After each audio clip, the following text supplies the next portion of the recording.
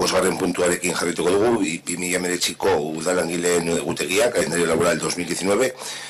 El calendario laboral, pues para el ejercicio 2019 se mantiene con todos los días lectivos abiertos, como se llegó al compromiso ya hace años, abrir el mayor número de días posibles para dar atención a la ciudadanía, con lo cual se propone mantener igual que el año anterior 237 días abierto el ayuntamiento. Luego la disposición de trabajadores, las 22 días de vacaciones y bueno, pues luego en función de antigüedad y los diferentes permisos, pero el ayuntamiento está dando servicio a la ciudadanía 237 días. Víctor.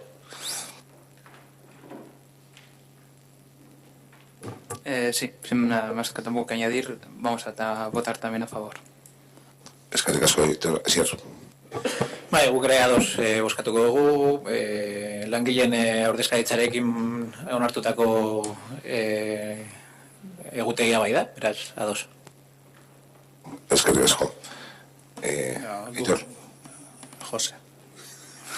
Barkatu, Jose. Gauza bera, alde bozkatuko dugu. Eskerrik asko.